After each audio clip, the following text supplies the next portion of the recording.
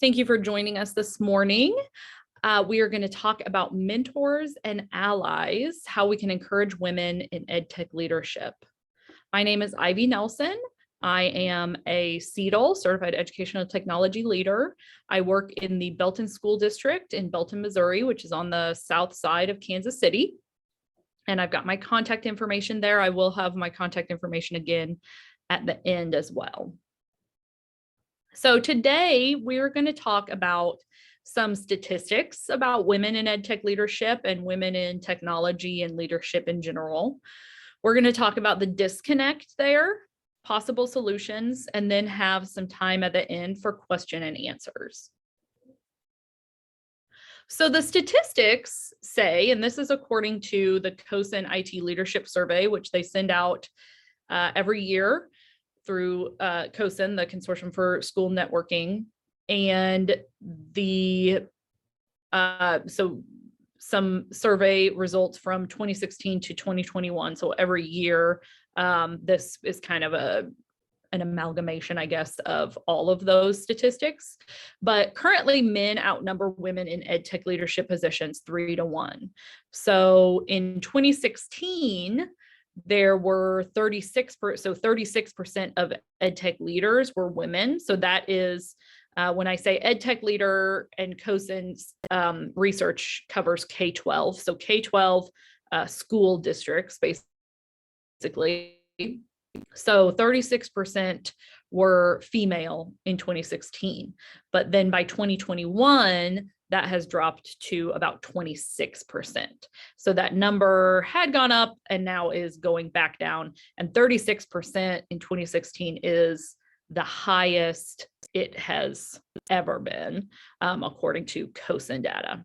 So female EdTech leaders have more postgraduate degrees, but then they make less than their male counterparts. And again, this is from some of that leadership survey data from COSIN.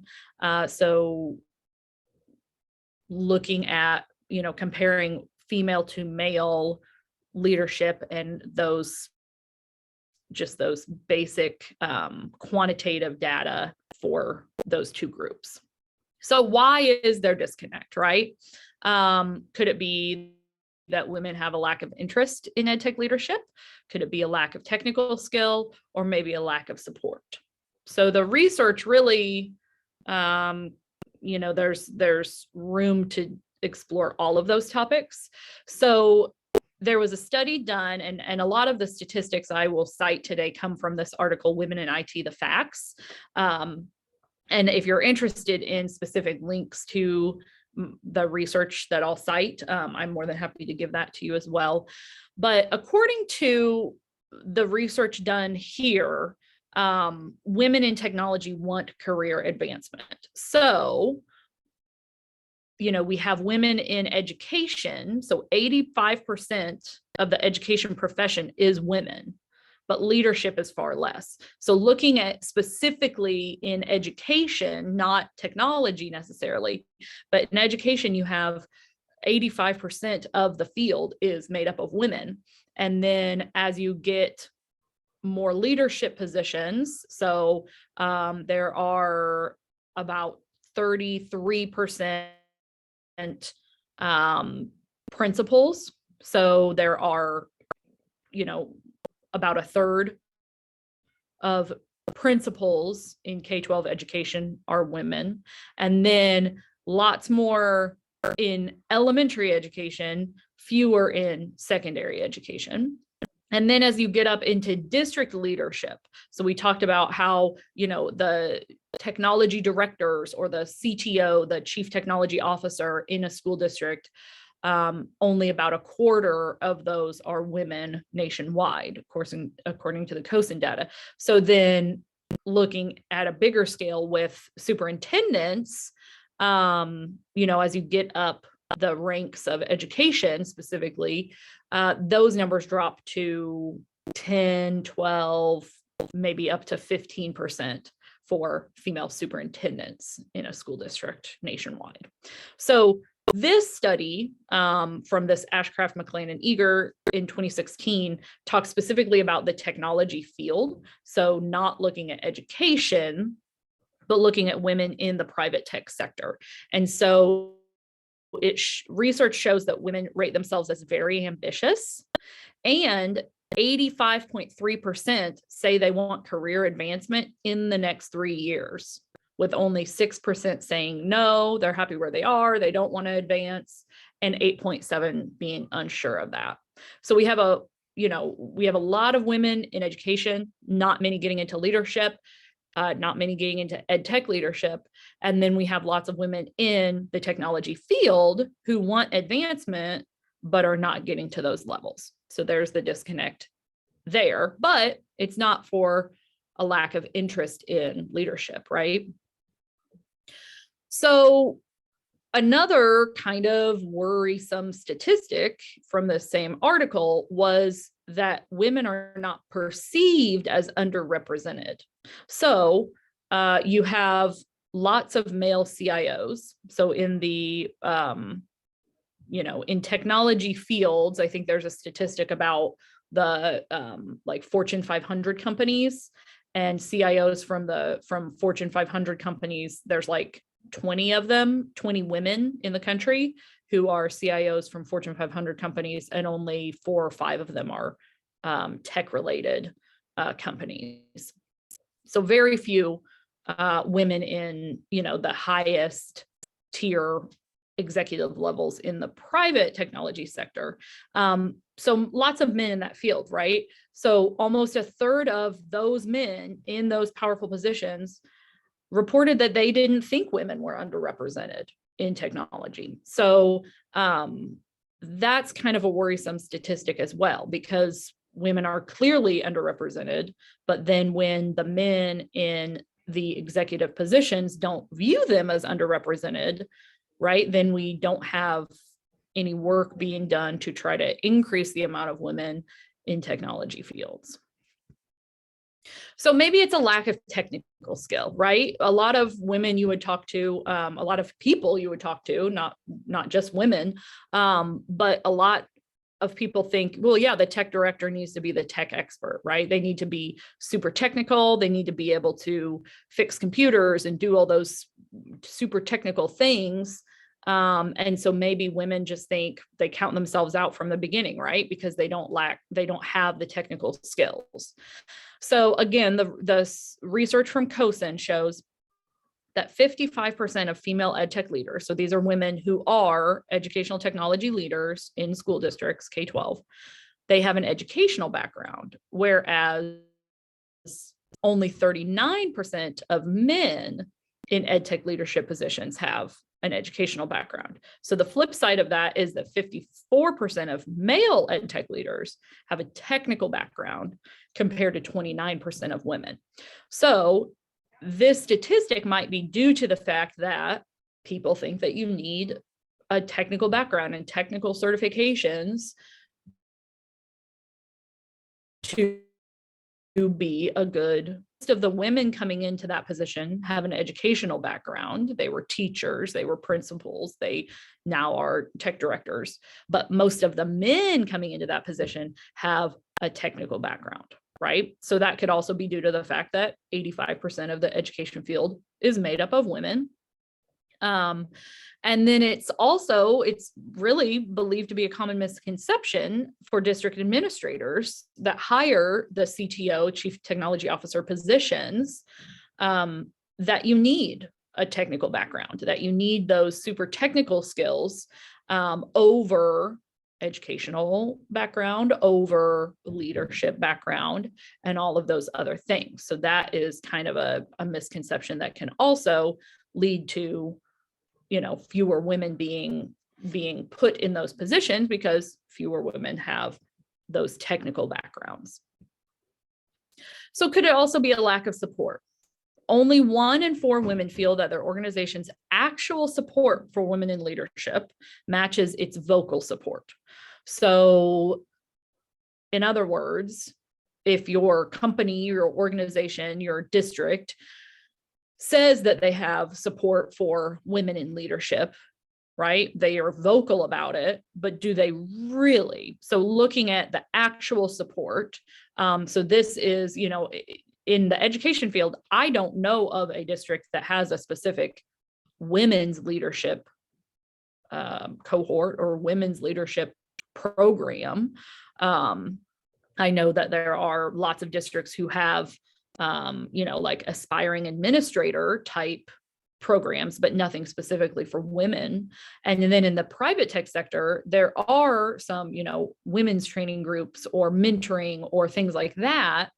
But only 1 in 4 women feel that the vocal support for those types of programs actually match what the support really is. So a company might say, oh yes, we have, 4 companies might say we have a women's leadership program, but really only 1 of those 4 are really providing the support, that's valuable for women in that company. And then women who leave the profession express a lack of female mentors in leadership positions. So, there's very few women in leadership positions in the technology field. So then how do aspiring women, how are they going to have mentors to guide them up the ranks, right? And then once you get to a leadership position as a woman, who are other women that you can lean on and you can have as mentors and support for, being in that leadership position, because there are very few that, make it that far. So these are all issues surrounding women in edtech leadership. And I really like this quote from Padmasari Warrior. She's the CTO at Cisco. And she said that when women enter the technology field, we need to make them feel comfortable in their own skin and who they are as individuals. So talking about women in male-dominated fields, there's lots of research outside of the education field in the private tech sector that there's this concept from Kaiser and Spalding, and I'm not sure if the research I'm drawing from is from them. I don't think that they actually coined the terms, but there's climbing and lifting versus climbing and kicking. And what that refers to is when you are a woman in and you get to a leadership position, the natural assumption is that you are going to lift up other women and support other women in your organization. So climbing the ladder and lifting up other women around you, right? So that's kind of the natural assumption. However, research has found that a lot of women in leadership positions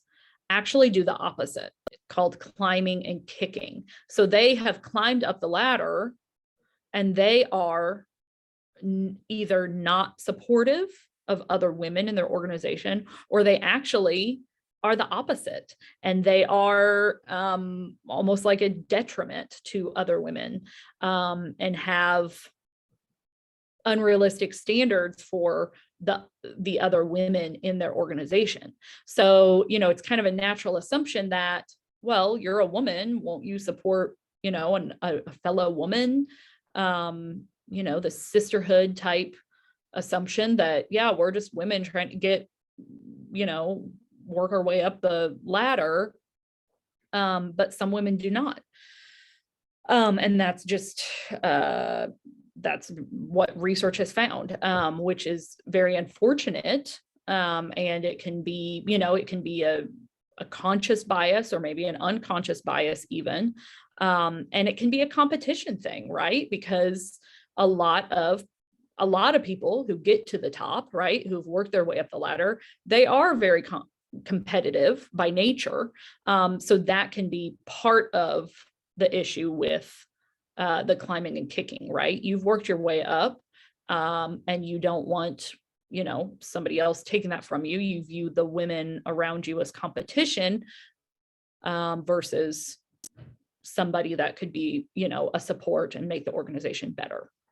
So another statistic about women working in male-dominated fields is that they report a higher preference for male mentors, right? So yes, one of the issues we talked about before was women don't have a lot of women they can look up to, women in leadership positions. So as you're climbing the ranks, you don't have a lot of other women that you can look up to for support. And then once you get to the top, once you get into a leadership position as a woman, you don't have other women who know how it is for you, right? So some research by Hansman in 2013 showed that women working in male-dominated fields actually have a preference for male mentors. But the caveat to that is that male mentors are very reluctant to mentor females. So a lot of men who have leadership positions don't feel comfortable mentoring women for one reason or another, right? It could be problematic. It could be, maybe they don't feel comfortable because they don't know that they could connect with a female. Maybe they don't feel comfortable because of, possible, things that might be inappropriate, or, well, I don't want this to be foreseen as, any sort of favoritism to this woman, or that I have any sort of inappropriate relationship with this woman, because that's something that a lot of men fear. And in this kind of you've seen in the news over the last few years, like Me Too movement, right? Men are worried that they don't want to put themselves in a position where anything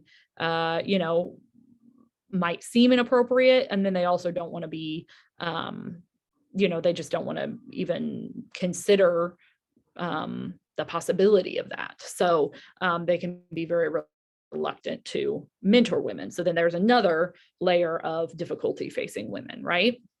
So talking about being a mentor and being an ally, right? So we've talked about what statistics show. We've talked about what problems there are with being a mentor and being an ally for women, right? Women are facing a lot of difficulty attaining leadership positions from all angles, right? So when you are a mentor, that is, I use the term as far as females mentoring other females. So networking with other female tech leaders.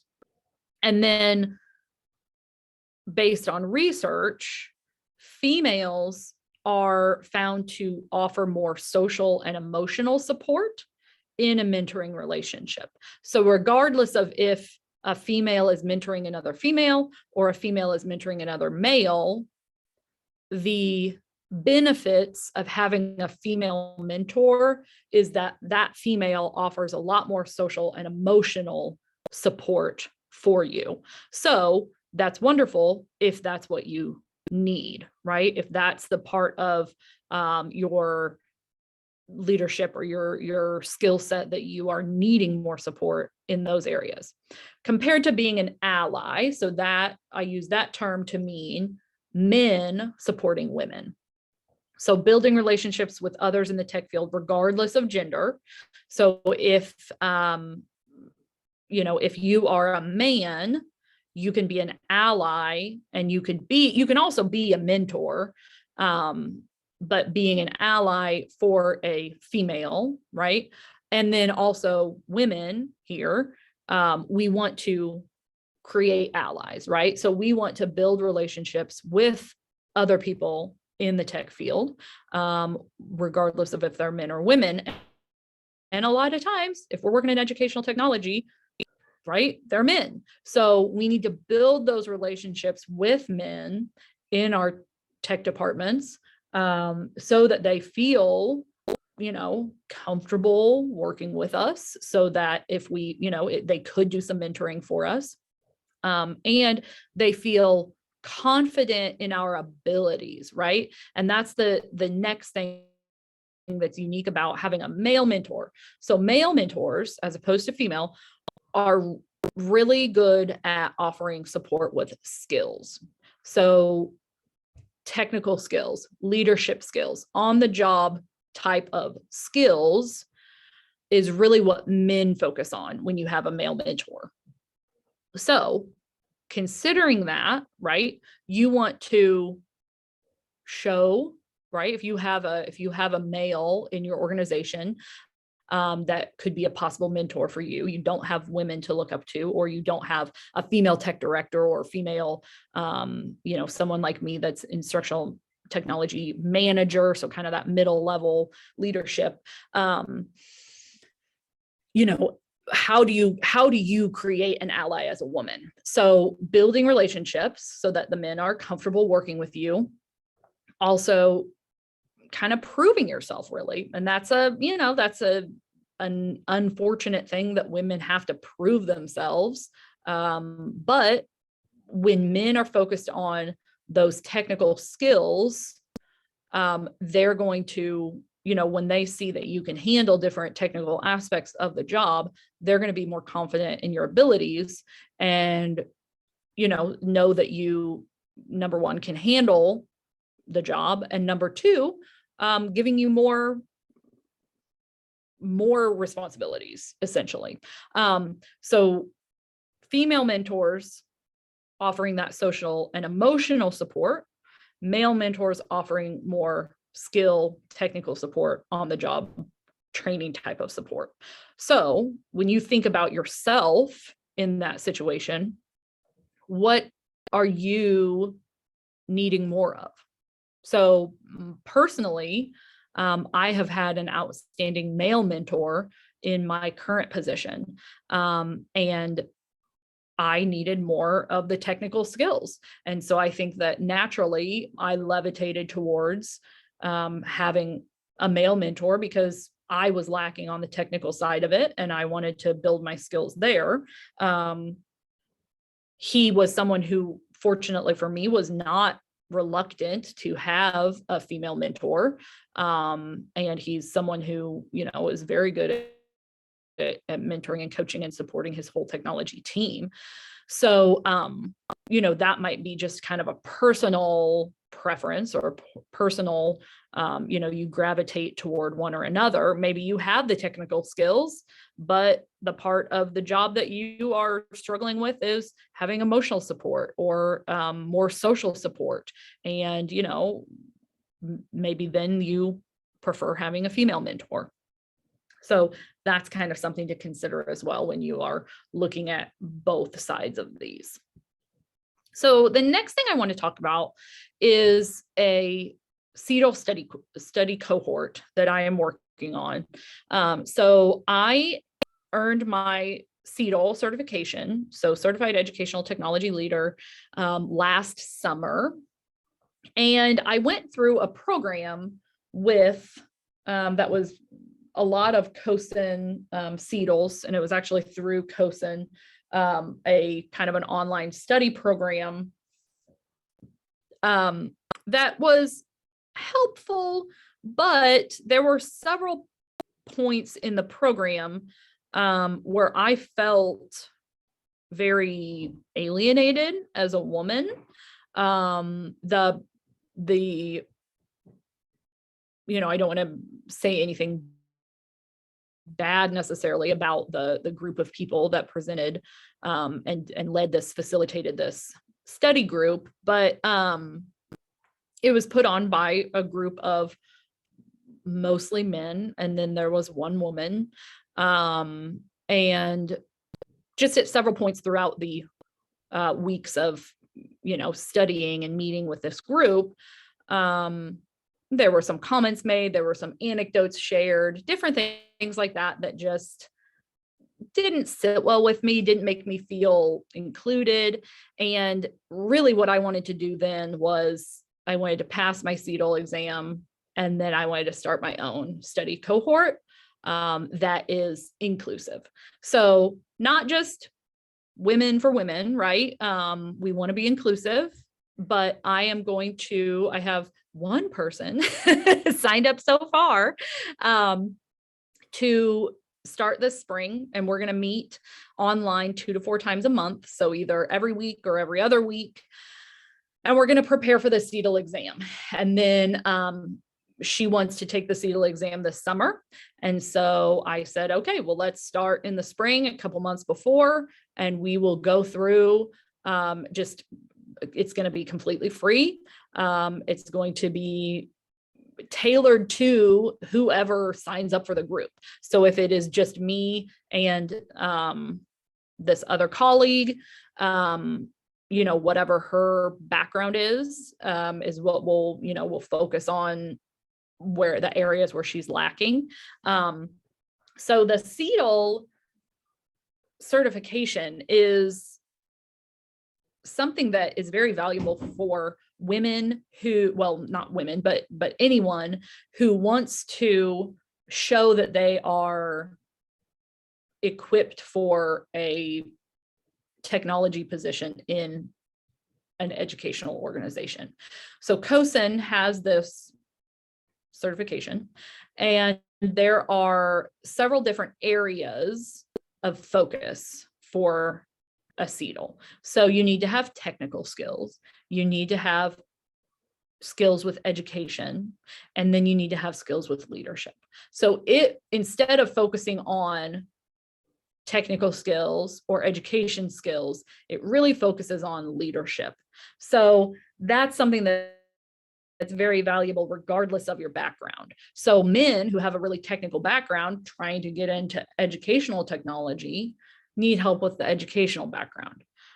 Women who typically have an educational background would need more of those technical skills. So that's kind of my vision for this study cohort.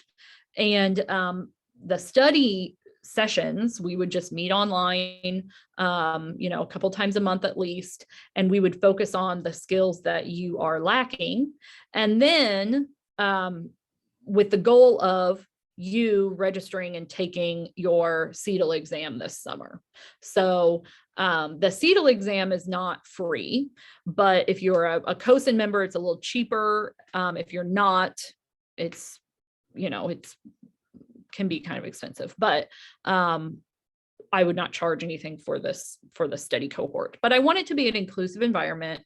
I want it to be something where women can feel like they are supported in getting to that leadership position, right? And I feel like becoming a CETL is a really strong step in the right direction as far as anyone who wants to pursue educational technology leadership. So being a tech director, being a chief technology officer, chief information officer, whatever, school districts call the position, this is something that would really help you along your professional path. The certification is good for 3 years, and then to renew it, it's a lot cheaper to renew it, and it's a lot less, you don't have to take the exam again. You just basically have to prove that you have continued working and learning and done certain PD and stuff in your position. So if you are interested at all, this is kind of my plug to basically begin this CETL study cohort and kind of create a better network of women in educational technology in the state of Missouri. I'm located in Kansas City, so even Kansas is pretty close by, depending on where you are in Missouri. I'd really like to build a better professional network for women in educational technology, because, we all do need some support there. So I want to open it up for any questions that you guys have, anything that you feel compelled to share. This is something that is kind of a passion of mine, and I'm truly interested in, trying to climb and lift. So anything that you guys are interested in or want to ask, feel free to unmute.